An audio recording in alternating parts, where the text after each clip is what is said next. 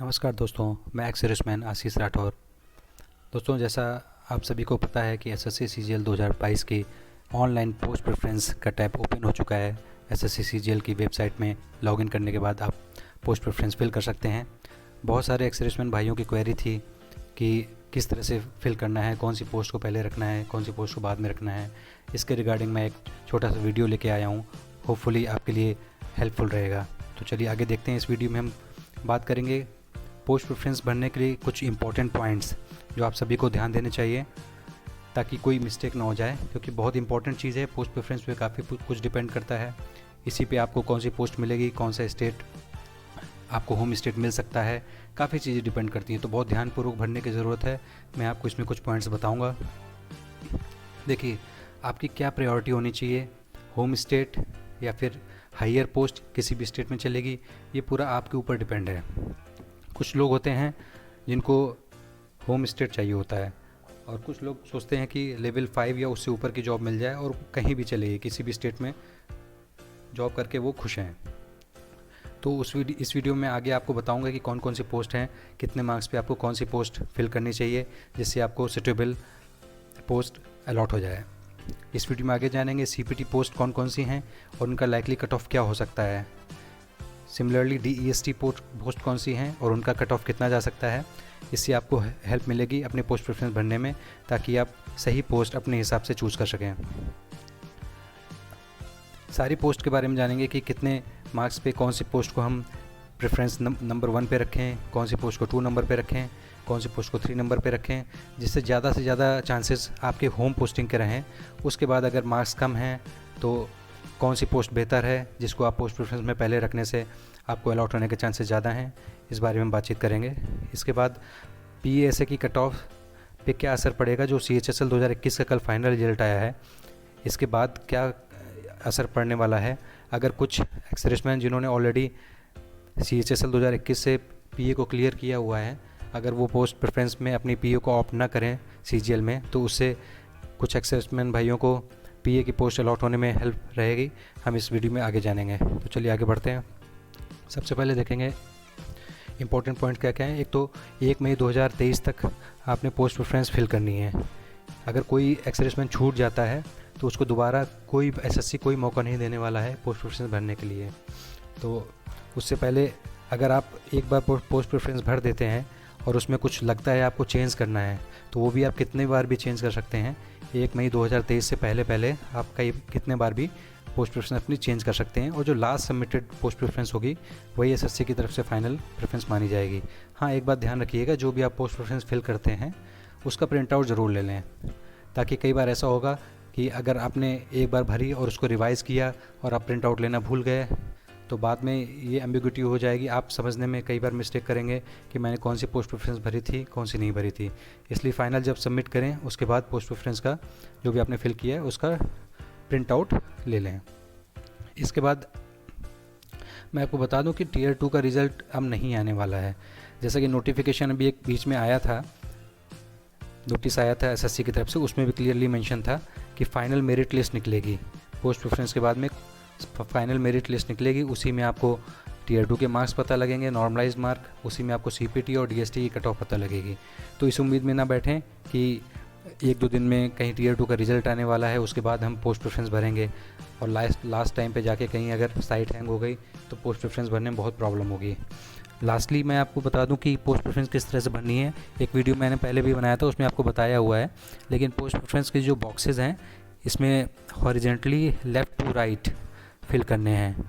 ठीक है, first number पे आप यहाँ पे भरेंगे, सेकंड ये, थर्ड ये, फोर्थ ये, फिफ्थ ये। इसी तरह से आप जितनी पोस्ट आप भरना चाहें भर सकते हैं।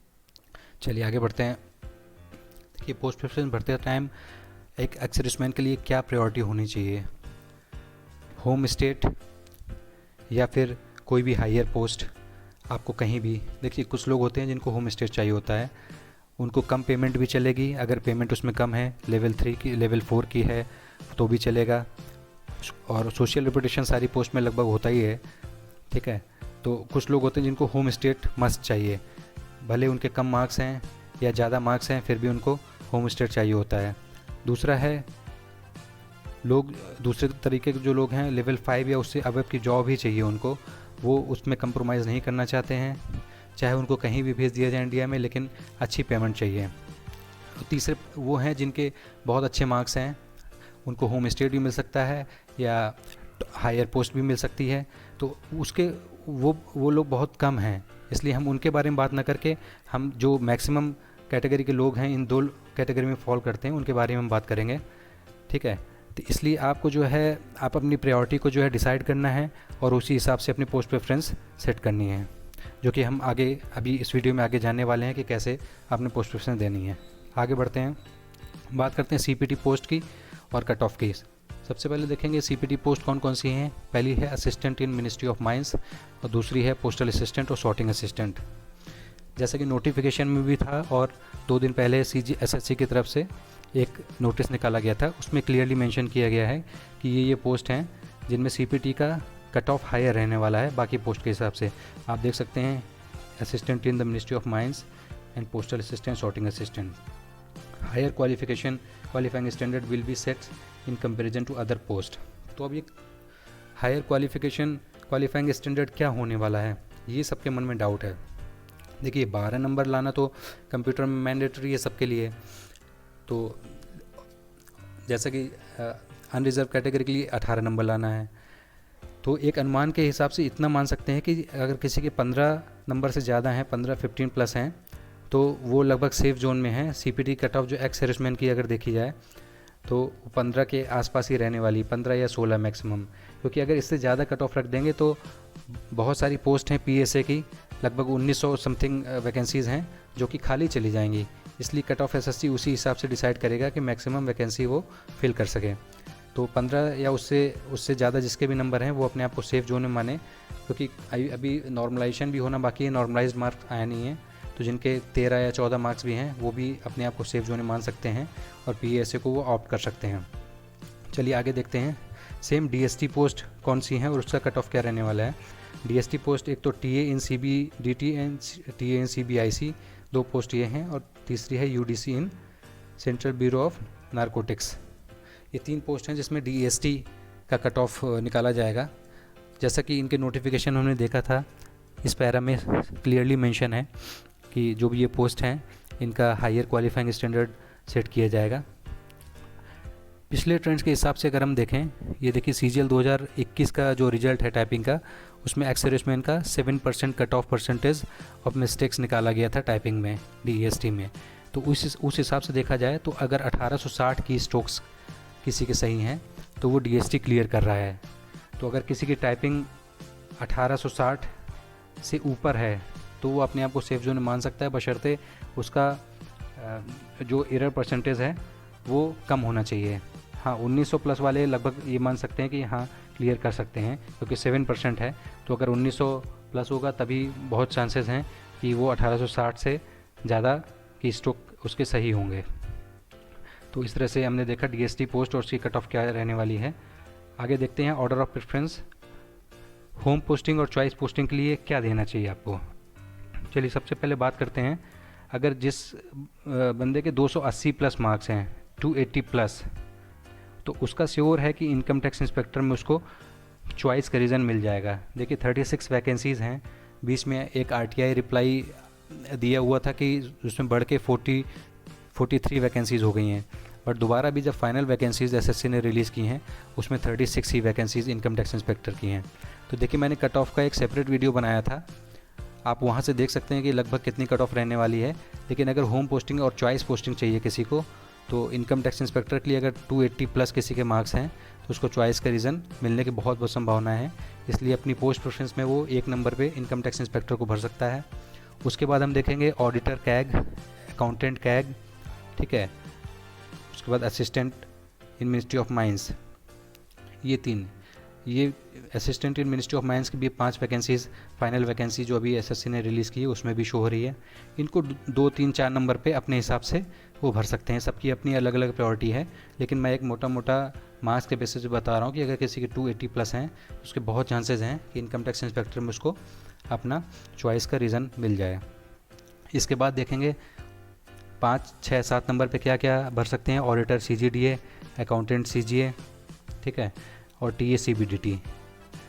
और इसी हिसाब से आप देख लेंगे कि आपके सामने पूरा टेबल बना दिया है कि किस हिसाब से पोस्ट प्रेफरेंस भर सकते हैं जिसका 280 प्लस मार्क्स है।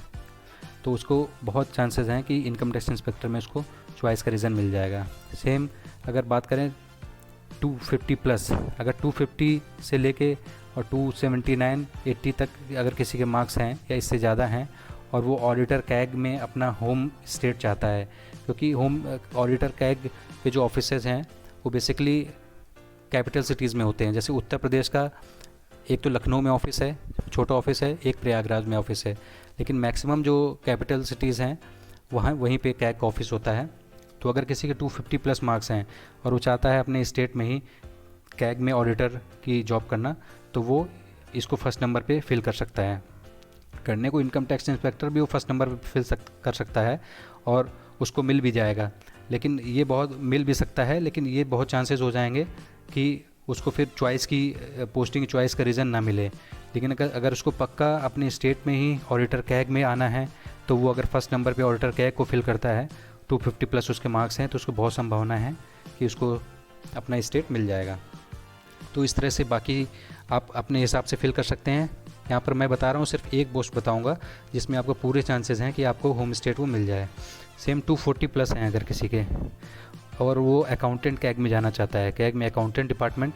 देखिए कैग अकाउंटेंट और कैग ऑडिटर दोनों लगभग सेम, लगभग क्या लेवल 5 की जॉब है दोनों, लेकिन मेन उसमें डिफरेंस ये है कि ऑडिटर की जॉब जो है वो फील्ड जॉब है। आपको एक महीने में 10 से 12 दिन ऑडिट करने के लिए अपने स्टेट के दूसरे डिस्ट्रिक्ट्स में भी जाना पड़ सकता है। बट अकाउंटेंट का डेस्क जॉब है, आपको कहीं मूव नहीं करना है, आपको एक ऑफिस होगा वहीं पे रह के अपनी जॉब करनी है। तो इनका कट ऑफ भी लगभग सेम ही जाने वाला है। इस बार अच्छी वैकेंसीज़ हैं, तो अगर किसी के 240 प्लस हैं और वह अकाउंटेंट कैग में जाना चाहता है और होम स्टेट में, तो उसको फर्स्ट नंबर पे प्रेफरेंस पे भरे। हाँ, ये संभावना है कि उसको 240 प्लस में उसको ऑडिटर भी मिल सकता है। फिर उसको प्रॉब्लम ये होगी कि अपना स्टेट ना मिल के किसी दूसरे स्टेट में पोस्टिंग मिल जाएगी, ये सबसे बड़ी प्रॉब्लम होगी। तो अगर 240 प्लस हैं और अकाउंटेंट कैग चाहता है तो वो अकाउंटेंट कैग को फर्स्ट नंबर पे भरे। सेम आगे बढ़ते हैं, ऑडिटर CGDA चाहिए और अकाउंटेंट CGA चाहिए। 230 प्लस है अगर किसी के, तो यहाँ पे वो विचार कर सकता है कि वो ऑडिटर CGDA और अकाउंटेंट CGA में अपनी चॉइस की पोस्टिंग मिलने के चांसेस बहुत ज़्यादा हैं। 230 प्लस है अगर किसी का। सेम अगर आगे देखें, अगर 225 प्लस किसी के मार्क्स हैं, ठीक है, तो junior accountant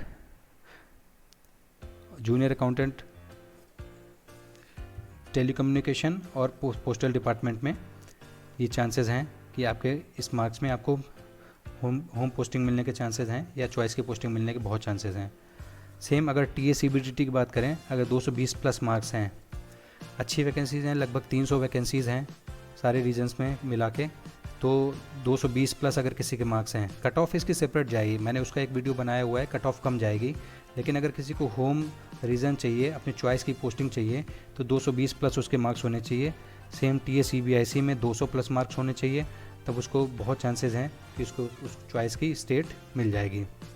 same postal assistant और सॉर्टिंग असिस्टेंट में हाँ, अगर TACBDT और TACBIC में जैसा कि आपने देखा है कि ये DST पोस्ट है, तो इसमें टाइपिंग भी सबसे मेन रोल टाइपिंग का रहेगा। जैसा कि मैंने आपको बताया था कि 7% एरर केवल अलाउ है, तो अगर 1900 प्लस आपने करके आए हैं तभी चांसेस हैं आपको, और 200 से 220 प्लस है और 220 से प्लस आपके मार्क्स हैं, तभी चांसेस हैं कि आपको TACBDT अलॉट हो सकता है अपने होम स्टेट में। तो ये ध्यान देने वाली बात है। अगर आपके टाइपिंग अच्छा है, टाइपिंग में आप अच्छा करके आए हैं और इतने मार्क्स हैं, तो आप इसको ऑप्ट कर सकते हैं अपने होम पोस्टिंग के लिए।